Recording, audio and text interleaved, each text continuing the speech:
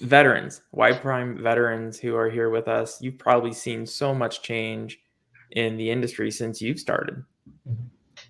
The industry has come a long way. When I first got into eco, it was Palm Pilots and little modems you had to plug in your phone line. You'd be hard pressed to find a phone line nowadays. So it is definitely a different world. And I have to say, so it sounds like yPrime is really expanding. We have ECOA, we have IRT, we have a number of solutions, we have eConsent now. We're going into almost like you're supporting sponsors, but then also in some ways you're also starting to develop some solutions to help to support our sites. Yeah, it's a strange setup, right? Because when you think about our true customer is a sponsor, but they're not really our end user. They don't get a tablet in their hands. They're not sitting with patients. They're not dealing with the day-to-day issues of all this technology that gets handed to the sites, right? So we try to focus on the personas that are using our software. Sure, there's a sponsor perspective. They have to look at all the data, make sure it's in the right spot for submission, but we need to be able to easily capture that data and clear as many roadblocks as we can. And that's the sites and the patients. And the easiest way to block a patient from getting into our software is making our software so hard to use that a site doesn't want to show a patient how to use it, right? So we know that we have to spend the time with sites. It's hard for us to get to the patient level, right? We can get out there and talk to general users, but the patients are really tough for us to get to with the HIPAA laws and everything in place. So we have to rely on the sites to tell us their struggles and tell us how they get through a day without going back into their storage closet and grabbing 37 different tablets and trying to Sounds get. familiar, doesn't it, Brad? Yeah, I mean, I've been a fan of yPrime since we first used them on a study with their ePro, and the reporting was beautiful and it was easy to set them up. I was sold like from the beginning, and then recently, Sean and Jim came out, just like you're talking about. Actually, spent some time at the site, talked to the coordinators, kind of talked through what sites deal with, and I know that is challenging. It's probably it's a slog to have to go talk to a bunch of sites, but I don't know any other way that you're going to really be able to figure out what sites are dealing with. And I think something else you hinted at, Mike, is when we give this stuff, when I give something to a patient and it doesn't work, who do you think that reflects poorly on? Right. I mean, it's the site, right? And so to your point, I mean, we've seen this, man. If there are two studies that are similar and one's got a great vendor and the other one doesn't, guess which one we're going to probably focus more time and energy on. So I think, you're right. Like we don't pay, we're not the customer, but the success of a trial and even a sponsor may rely on how good those vendor is and how good that vendor is and how well they work with a site, or how well they make their product usable. And I don't want to I hate to use the sales like delightful for a site to use. So I think that's really underappreciated, but I think that's something that I've seen you guys put some focus on, and I appreciate that. Yeah, it's definitely been our focus. And I mean, we've evolved over the past couple of years as well with, COVID hitting and trying to get more remote and be a little more flexible. But the BD group always says you win the site, you win the study, right? Because you need that good word from the sites to tell the sponsor, like, hey, this software is easy to use. I don't mind using it. I'm never going to say people love using it all the time, but it's if we can make it just a little bit easier to get through your day with the myriad of patients that are coming through and the different protocols you're managing and the different tablets that you have to get and handhelds you have to hand out. If we can cut 30 minutes to an hour out of that every day, it adds up. It makes your life a little bit easier. Brad, the last presentation that I saw you give in person was, it hit home because you sat there and you stacked up, I don't know, 3 feet worth of devices. And as good as the speech was, it was a little more entertaining to see you try and keep them from toppling over on you. But I assume that's how you have to deal with devices on a regular basis. You're pulling things off a shelf, you're handing them the subjects, you're putting them back on the shelf. There's just so much going on that the software and the interactions with that software can really, really help. And I've pushed Vimmel, and Vimmel has pushed his team to streamline as much of that as possible with technology. There's still going to be devices, but you have 5 protocols with the same sponsor. It should only be one tablet, right? It's not 5 tablets. So Vimal can speak to how we've alleviated that a little bit over the past couple of years, and how we think of BYOD or BYO, whatever you want to BYO within your trials.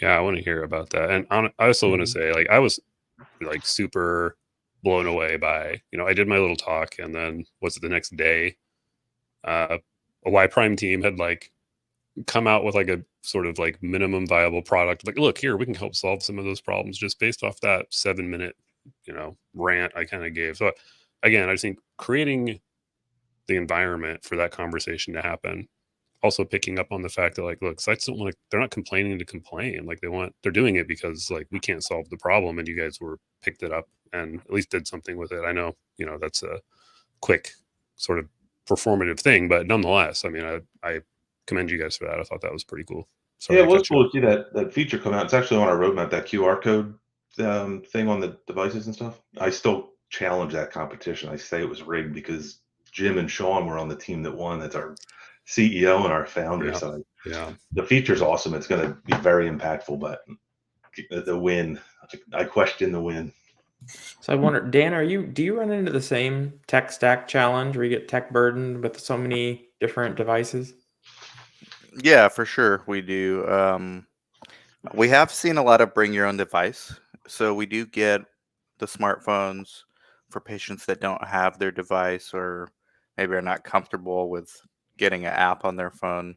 And it's not only the devices, it's the chargers, it's the logins for each coordinator. It's, you don't know which one goes with which study. They all look the same. Brad's video is pretty cool where he kind of stacked them all up like you guys were discussing.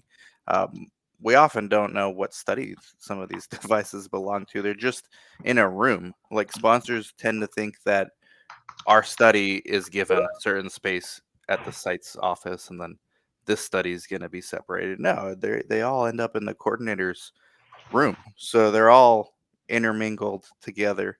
I'm a fan of bring your own device. I don't think we should be giving more devices to patients, but I do like it when it's an option for them to have a tablet if they don't have a tablet, or if it's easier. The biggest thing for me with these IRT is when there's a new study, it's not so much the device, it's the randomization. Like, when there's a new study, the randomization visit is scary to every coordinator, every site owner. That first rando visit, you almost know something's going to happen, something bad.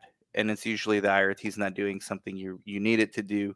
And the patient's just sitting there looking at you like, what's going on? Oh, we can't proceed because I don't know what's happening. And then when I try to call this IRT company, I get to run around, and then they talk to me as if there's not an actual human being in the room with me that's wanting to move on. So uh, that's my biggest gripe with IRTs. It's not so much the device, it's the functionality of, if I want to randomize a patient, like, it should let me, and it should be clear where there is something preventing the randomization. I think that is not very common. Uh, you usually just get an error and it doesn't tell you why. And sometimes it's because the IP wasn't registered in the IRT, but it doesn't tell you that. You have to figure it out. And then you end up calling your CRA, because for the most part, the vendors are not very good at navigating coordinators through these kind of issues. So I haven't had a chance to work with yPrime, but I'm excited to hear about you guys from Brad and Dr. Fox, and super happy you guys are a sponsor. If there's any improvements in this space, we definitely need it. So thank you guys. Yeah, yeah. No, I mean, that's some great stuff, Dan. I think I want to try and address at least some of those, and maybe first, maybe we talk about eCOA first, and kind of devices and the things you kind of talked about. We at yPrime, we've had really good success with our BYOD studies. We have a lot of our patients using BYOD apps. I want to say it's like 1/3 of our patient base at this point is using their own device, which is significant. And I agree. I think that reduces significant site burden. We don't have to ship devices. Sites don't have to manage them in a warehouse and all of those things. So that I mean, that itself, as an industry, I think we have just gotten better at and accepted it, which is, which we love here at yPrime. And we have invested significant energy, time, and money in kind of making sure our BYOD solution really kind of keeps up with everything, keeps up with technology changes, new devices, new form factors, and all of those things. So and we I think we certainly hear that from our customers, from our sites, and how important that BYOD space is. And one of the things you talked about there about tablets and signing, remembering which study, what username and password do I have for this study and for that study. That is again, it's again something we have heard many times. Mike has challenged us many times on how we can solve that problem, and it's certainly one of the things we've done. And I guess Brad, you kind of mentioned that, or I don't know if it's Mike, but we currently do a couple of things. One, we support having multiple studies in a single tablet, especially they're of a similar same program, multiple studies. We support that. It's very seamless. It works. On top of that, one of the things we are really experimenting here at engineering, and we have a couple of sponsors, really working with us and testing this, is the idea of bringing your own identity, right? And what I mean by that is, you don't have to create new usernames and passwords. You can use what you use in other systems, what right? Because in the end, the idea of signing in is primarily to authenticate. We need to know who you are, and then and we don't need you to register new usernames and passwords. So that's something we've learned. We've heard that. I mean, to be honest, I personally, outside of I don't like to work with applications where it doesn't let me sign with Google or Facebook or some of the social audits, right? So we hear that, and we recognize their regulations and things like that. But we are working with clients right now to implement a single sign-on solution, which really not only works on our web application, where you can bring your identity, if you but also use it on the devices. So we think that helps even if ever so slightly reduce that burden for the sites to get in and going. And we keep a really good eye on kind of again looking at regulations and how things are changing.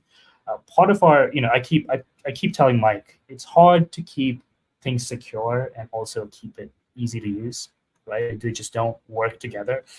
They just contradictory philosophies. But the truth is, there is significant advancement right now to make that less complicated for people. There are technologies like passcodes and passwordless entries, and key fobs, all kinds of things which are people are experimenting with. And we at yPrime have really been at the forefront of trying to make sure, one, we can prove that it works, prove that it's secure, and make it easy. So that's, Mike pushes us hard on this one, and we believe we're kind of trying our best to reduce that burden ever so slightly if we can, and still keep things secure. We think that's a big win for our sites. We do have challenges still to get past, just in the industry as a whole. Like BYOD is a perfect example.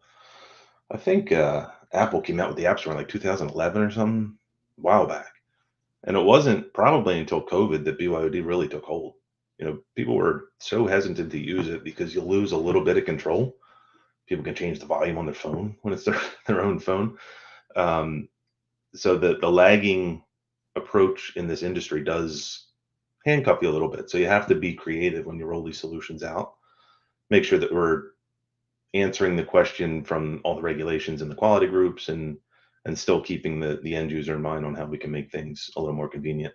BYOD has made so much sense to so many people for so long.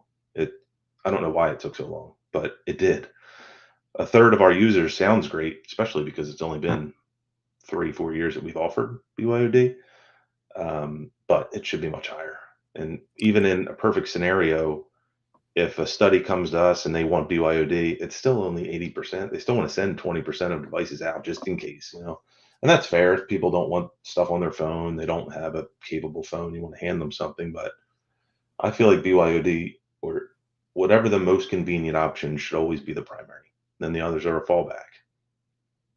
Yeah, I've wondered about this because unlike Dan, I mean, I feel like I almost never see BYOD. I mean, we're running close to, we're over 60 studies right now, but don't think a single one has BYOD. Is that something? I mean, you mentioned it increasing. Do you have an idea of what that? I mean, is it 20%, 30% that are offering it? I get the idea that yeah, we're always going to maybe have to have a couple of devices laying around to provision. That's fine. I'd rather Yep. not have 25. You know, if I've got 3 or 4, okay, fine. You know, I'll find a place for them. But I just haven't seen that adoption. You know, do you have any? I mean, without holding you to it, but maybe a guess as to like what the percentage might look like. I mean, it's definitely getting better. We have sponsors that require it for every study, but they don't require they don't require it as a primary. So they want it to be an option. They're still 80/20 the wrong way. They're saying we'll ship 80% of the devices out if people want to use BYOD. We'll let them, but we don't expect them to. And the mentality is always the first person through the door always gets shot, right? So nobody wants to take that leap and just say, look, we're just doing BYOD. That's the approach. So we have to just show that the data is as clean on a BYOD device as it is on a device that you're handing to somebody. And it's not until a couple submissions get approved with BYOD data that people are just going to go full bore. So it's definitely going to take a little more time.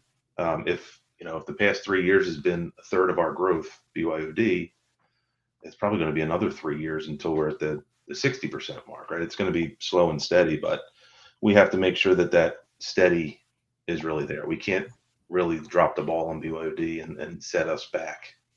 Well, so that's where, and this is, I'm on both sides. I recognize the efficiency of bring your own device. For anyone out there who doesn't know what BYOD is, it's bring your own device. If you go 100%, you'd have to change the IRB approved protocol to make that an inclusion exclusion. Patients would have to have access to an electronic device just to be part of a trial. Yep. And I don't see that as being something that's IRB approvable. What do you think, Brad, Dan? I mean, I don't see that as something that could be I've seen an exclusion factor that, the patients, to be included, they'd have to be able to speak English. So, it's possible, must have access to an electronic device to be part of this. Yeah. But do we really want to put that burden on our patients? Well, I do know patients who sometimes struggle to pay their phone bills and may not have data and then not always be able to get to Wi-Fi in time. So there is an argument for having a device separate for patients. I don't think that's the majority of the cases. Like, apparently it is now. I guess I'm lucky. Most of my studies are BYOD or a hybrid of the two. Yeah, so there's a value in having that option. There's actually something, because I only have a few minutes left, but there's this whole topic of the data of what the ePros capture. I was just on a study where I wish I can get into specifics, but I can't. Dr. Fox probably knows which one I'm talking about. The ePros screwed up the whole study, and it's because everyone was asleep at the wheel and no one was managing the data that the patients were entering. So that's one of the cons of empowering patients, putting the data in the patient's homes. We used to have a thing in research where all the data was collected at study visits. Now with technology, the opportunity is the data is collected in real time, even on days where it's not actual study visit, but these are important endpoints that are being collected nonetheless.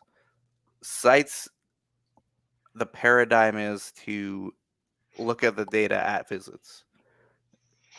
Sponsors are not looking at the data at all unless they're monitoring it.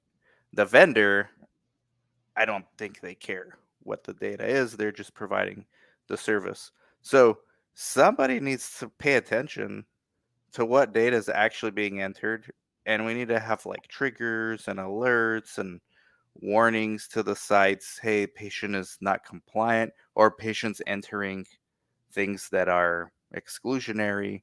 Uh, I've seen this screw up a study. I know it's happening in other studies. It's just like it's a numbers game. It must be happening. We need to retrain the sites on how to manage this data. But I think part of that responsibility is also with the vendors on setting up alerts properly. Uh, what are you guys' thoughts on this aspect? Which is, I think it's going to be a huge topic going forward in the next decade as the data becomes embedded in the patient's lives and no longer just at study visits. Yeah, I totally agree with that, Dan. And it doesn't matter how good the tool is that we're giving the patients if there's no oversight and there's no monitoring, it's never going to make a difference, right? We're trying to collect and submit primary, secondary label claims, whatever we're capturing in ePro.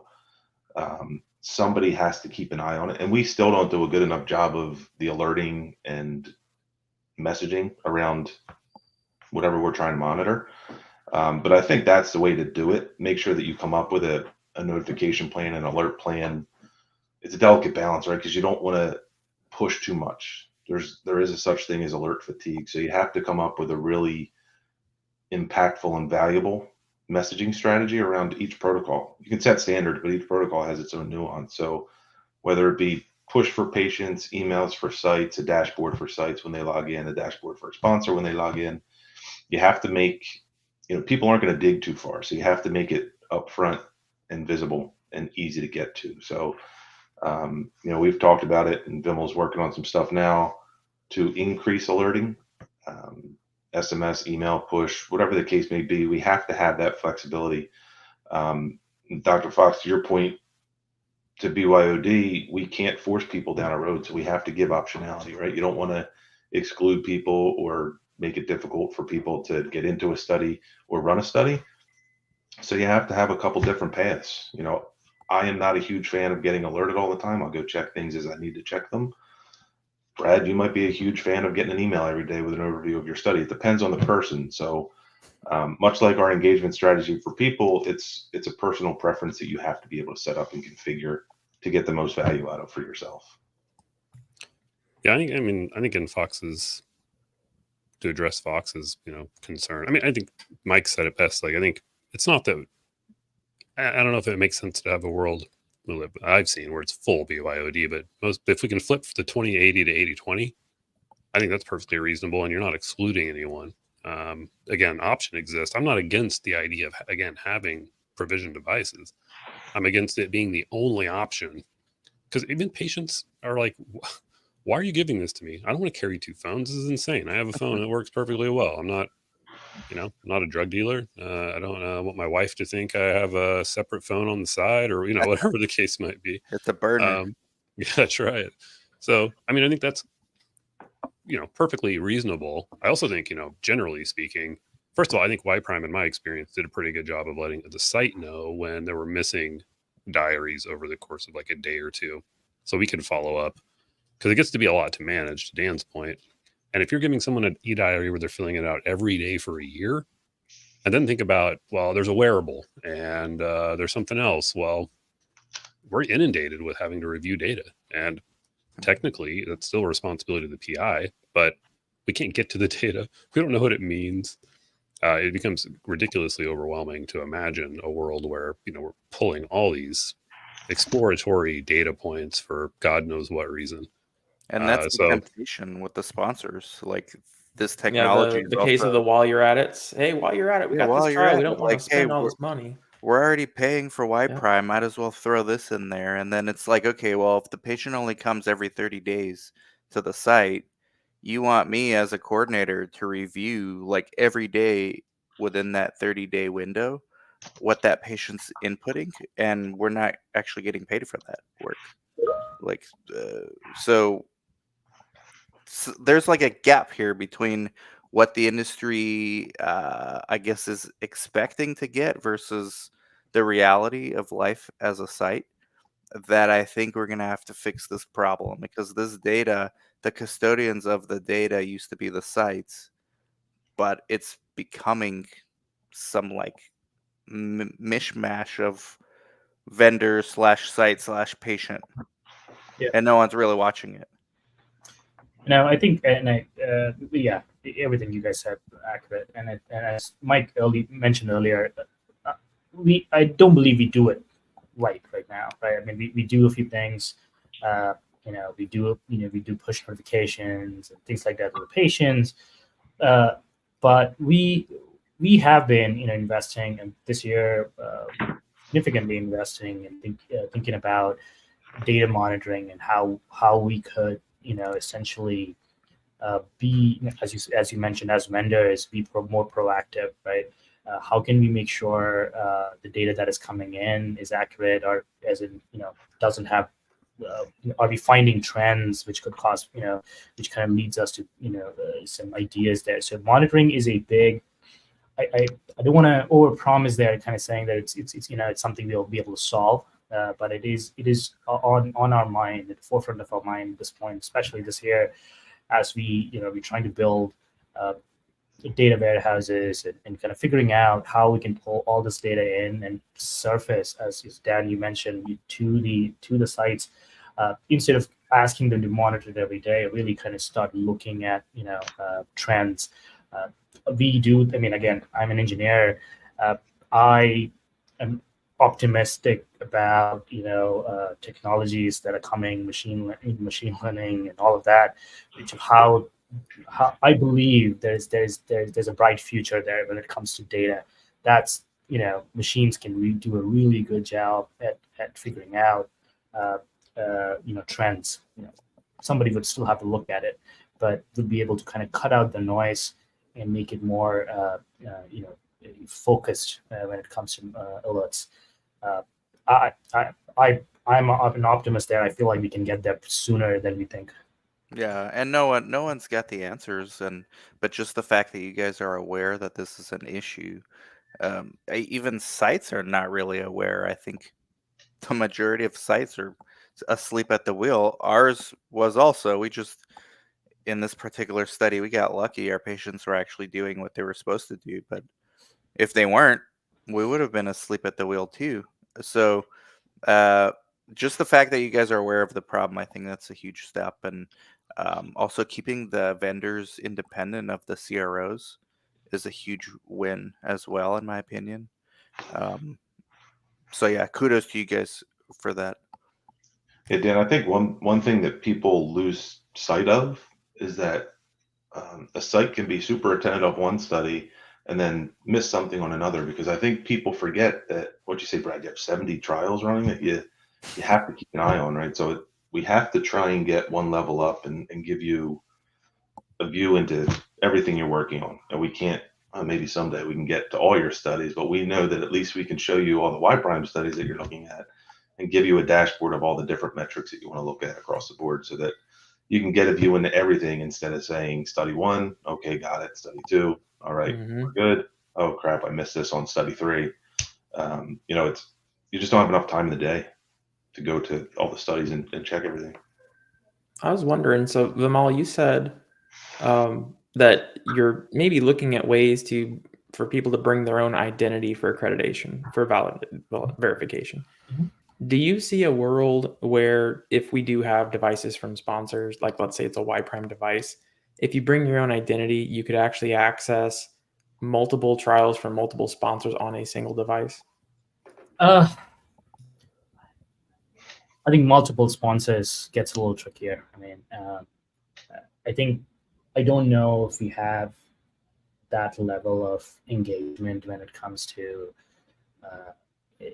and coordination between sponsors, quite honestly, right? And maybe Mike, you might be able to speak. I know there have been some efforts with certain texts to bring those things together, as in create an identity which multiple sponsors can use and integrate with. I quite honestly don't know if that has been successful. We haven't dealt with it. Even at this point, the way we've been working with is certain sponsors have recognized that as a burden on their sites, and have kind of come up with ways of saying, hey, sites, you can bring these identities for this trial, right? You can do this. And that's great. I think that's a good step. But for it to work the way you were just asked, I think it needs a little bit more buy-in. I think it will take some time. For that matter, I mean, I'm surprised. I mean, again, I'm surprised that people don't see that as a requirement almost, like as in, why wouldn't you want people to just log in with, why would you want that extra burden? And again, that's just me coming from that technology. It feels like, well, this is just natural to me. Why would I do this? It's ironic. I mean, right. We're talking about BYOD for patients, right? But why can't there be a BYOD for sites? Yeah, exactly. Yeah. Funny, it doesn't come up in conversations much. It's crazy to me because, we're fine managing multiple protocols on a tablet, but that tablet's owned by the sponsor and they don't want anybody else's protocols on there, right? So it's not until we get to that bring your own device from a site perspective where you can have multiple apps from multiple vendors, multiple sponsors and protocols on one device. Again, the roadblocks that we have to get over in order to get there are a challenge, but technology wise, there's no reason we can't do it. There's no reason we shouldn't do it. Yeah, it's almost like we are keeping ourselves back from the innovations that we need to get better and to progress. Agreed. Well, so we've had a wonderful conversation. We're moving right along, and I think it might be time for the $1 million question. Dan, if you have to go, I understand completely. If you want to stick around, we love having you. So Mike, and I'll say your name eventually correctly, Vimal, please help me out here. You got it. What is yPrime doing right now to save our sites? Participating in these types of conversations in these types of environments is our first step. We want to get software in sites' hands before an investigator meeting for a specific protocol. It's too late at that point, right? Because you're not going to be able to make changes at that point. So we want to get you further up in the chain to look at features as we develop them, give us input on features as we develop them, and make sure that what we're building is usable, right? So years ago, when we first put the eCOA platform together, it was Vimal and me in PowerPoint drawing screens with no input, right? We knew what the eCOA industry needed. We knew the gaps of the eCOA industry, so we wanted to fill some of those gaps, but we didn't have the voice of the end user in there yet. It wasn't until we put a design team together a couple of years ago that we got out and we started putting personas together, talking to sites, talking to patients, and it makes you take a step back and say, oh, I didn't know they were going through this. I didn't know they were dealing with this every day. And that's the only way to really make this software impactful. I said that we have a consent, IRT, eCOA, and engagement. If I said that we had those 4 products and then handed you 4 devices and said, here you go, use these products, 1 per device, I'd be crazy because it would never happen, right? So the only way for us to succeed is to spend time with sites, listen to sites, incorporate sites' feedback into our software so that you can pick it up, consent to subject, they flow right into IRT, eCOA. There's engagement features for the patient, all through one general ecosystem. It's the only way to make the site's lives a little bit easier. And that's what our focus is, right? We tried, I'm going to use a very technical term here, mushing our platforms together in the past, and it didn't work. They have to be completely independent, but self-aware of each other, right? So that you can pick it up and say, okay, for this study, I just want e-consent. I don't want everything else. We should allow you to just use that, right? So it's very modular, but very interconnected so that you can use whatever adds the most value. So I have to tell you, working at the site and having to deal with technology and having a problem with it, the number one answer that you always get, you're told is go contact your CRA, go tell your CRA about it. That's what it is. And for years, it felt like, oh my gosh, I am helpless. nobody is listening to me. I have to deal with all this stuff and they don't care. And it was this really, really big frustration from a site level. Like, you're the end user and you're getting this stuff that doesn't work, and nobody is willing to work with you. So all I have to say is, Mike, where were you 4 years ago? You were there, you were working, but importantly is, for all the sites out there who are going through that situation, it's like, I can't get my CRA, he's not going to answer anything, whatever it might be. Save Our Site's webinar series, yPrime. This is why they are doing what they are doing. It is critical that you reach out to these groups and you talk to them about what's going on. They want to help. So, Brad, like 5 years ago, man, did you ever have the opportunity to actually do an outreach to the tech companies that are supporting clinical trials? Yeah, no, not so much. And I think there's a lot to be said about, people like yPrime doing the sort of unscalable, like, you got to go spend some time on site, man. And again, I mean, they were just here last week, the weeks all run together. That's huge. Again, it may not sound that significant, but to actually take the time to hear from not just me, somebody who's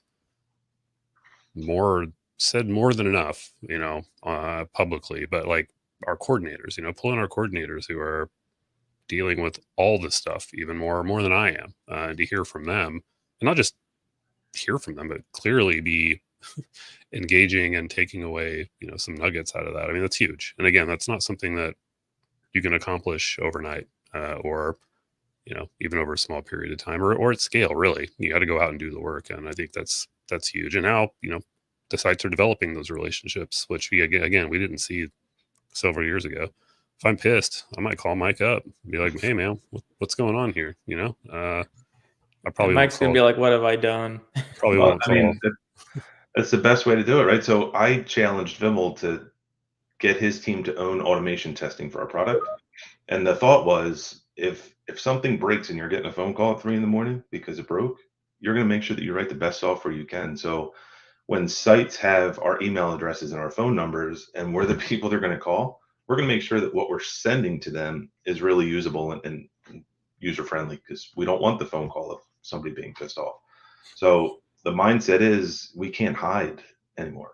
It's, everybody can get our contact info from LinkedIn. They know what company I work for. They know the role I'm in. They'll be able to find my email address, and I want them to be able to reach out. So I want them. I don't know if it ever happens they reach out and say this is awesome, but I that's the interaction I want. Right? I don't want them to have to call with a problem or call and say, "Look, man, this stuff you built is just, it's pretty. It's pink. It looks great, but I can't get through it." So you eat with your eyes first, but you have to be able to digest everything that's coming your way. So what about you, Dan? About 5 years ago, did you ever have the opportunity to reach out to the tech companies and talk to them? About 5 months ago. I mean, we had this issue 5 months ago. We had our first rando on one study, and it took like 2 hours longer than it should have because the IRT wasn't working. So, yeah, and that was a CRO-owned IRT, which could be a whole nother podcast in and of itself. I think getting to know the site experience, I think there's actually some technical things that can be done pre-SIV rather than reading slides. Maybe it's giving the sites the opportunity to play in the playground of the IRT that they're going to actually use instead of looking at slides. There's a lot of little things that I think could go a long way. They do cost more. So this is a profit margin driven business. But there's always things we can do, and getting the site perspective is best because ultimately sponsors will do what the sites feel comfortable being compliant with. And if you have data or enough intelligence to push back on a sponsor when they're asking for, hey, throw this in there too, you could be the vendor that says, well, here's why we don't think that's a good idea, rather than just saying, sure, anything you want, just more money.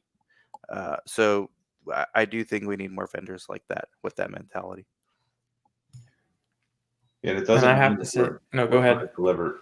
I just wanted to wrap that up with saying that we know we're not going to deliver a perfect system all the time. There's going to be bugs. It's There's software, no such thing. No such thing. There's going to be issues. It's just how you address the issues and how you handle things when issues come up. You have to be responsive. You have to be agile, and be able to pivot and focus on the problems, because it's infinitely perfectible. Right? It's something that we'll always be working on. Our eColor platform, while we think is feature rich, we know that things are going to come up. We're always going to keep working on it, making it better. So it is not something that we put on the shelf and say, "Hey, go sell this," and everybody can use it. Yeah. So I have to admit, when we went to the yPrime conference last October and we saw Brad stack his devices and we sat there and listened to everyone talk, I walked away with a new set of eyes. And that was, for a very long time as a site, it was these people keep cramming tech down our throats. I'm so tired of this. They don't understand. They don't care, like what I said before.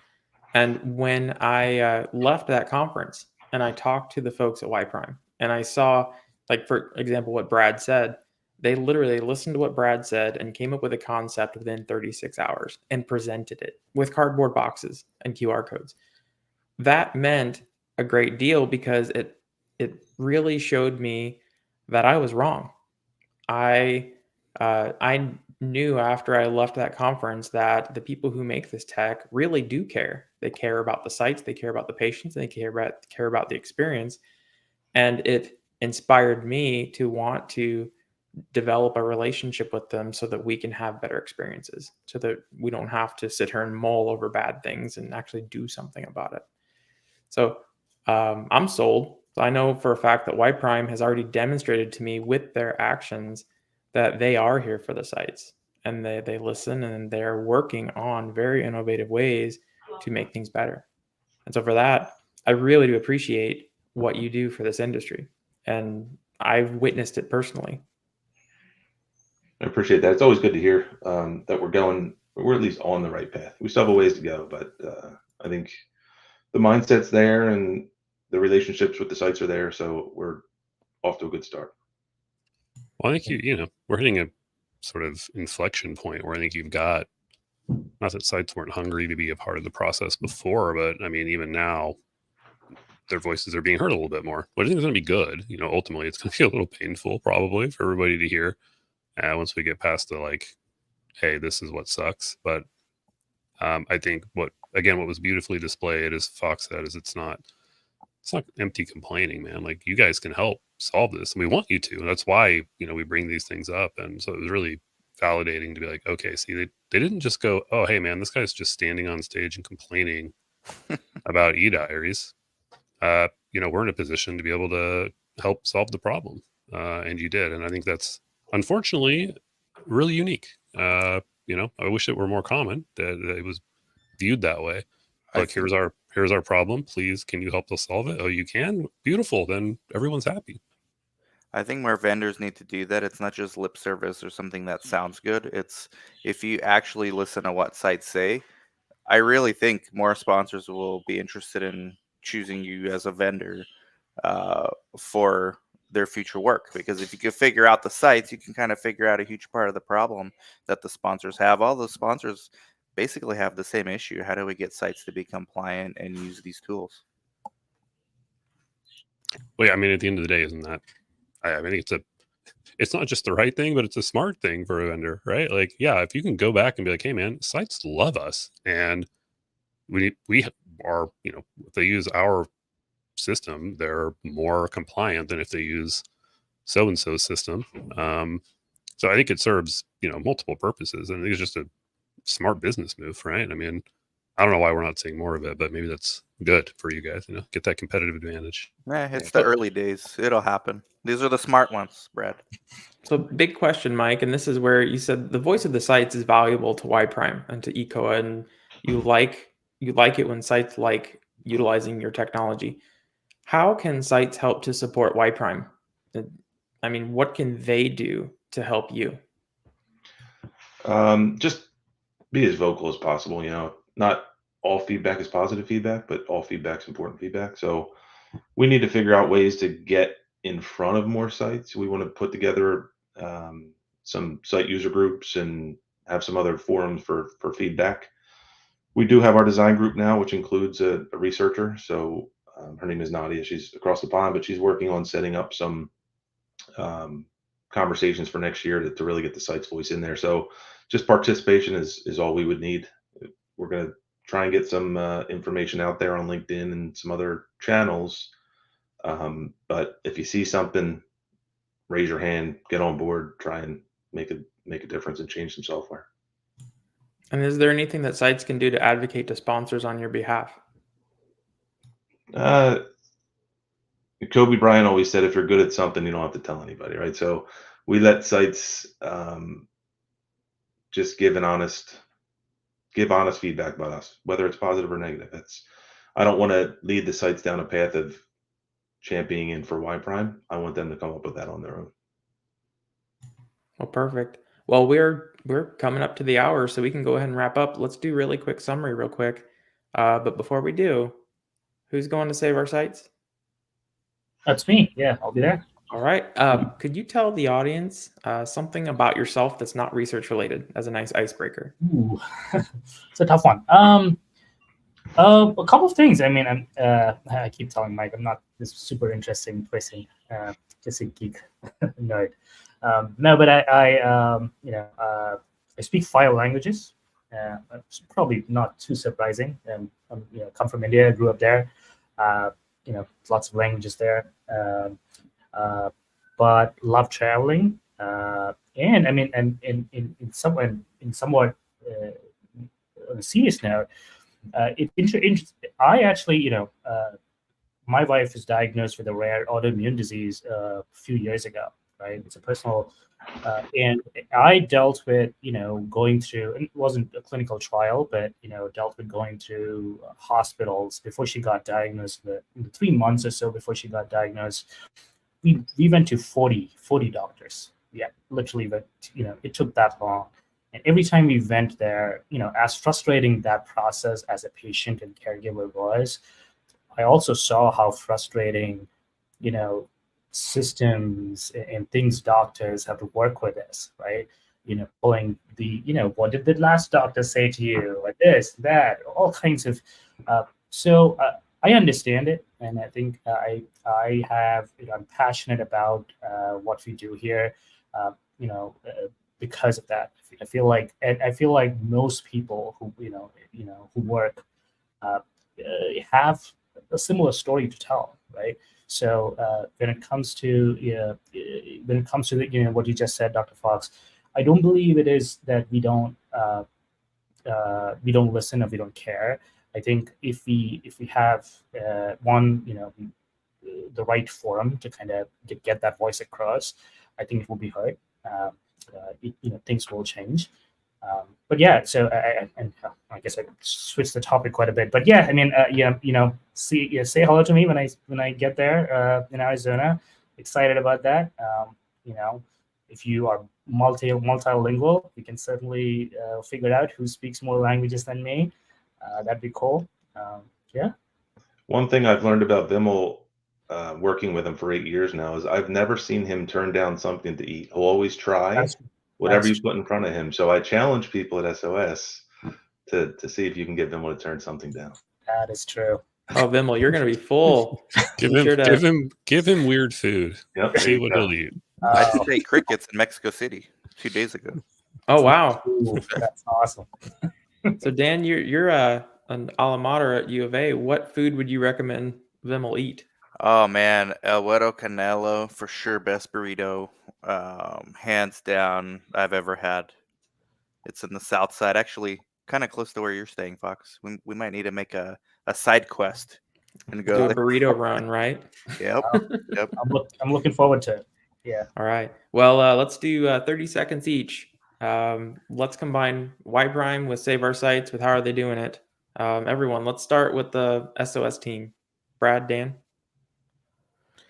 They have the foresight to know what the anticipated potential problems are, and thank God for that. Thank God that there's at least one vendor that I'm aware of in the IRT space and in the eCOA, ePro, whatever you want to call it, space, that is being mindful about this stuff. So thank you guys. Never got a chance to work with you, but hopefully one day, if the study gods would be kind.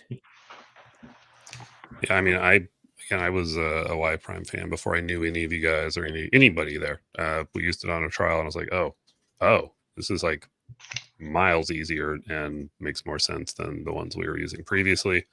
Then through both the conference and then having your guys' CEO and ex-CEO reach out, come on site. I mean, I think you're showing just a dedication to hearing out sites. I mean, frankly, at this point, I think that's the only way we're going to get all on the same page is just by sitting down and having these conversations, man. So again, it's a seemingly small thing, but I think it does a lot for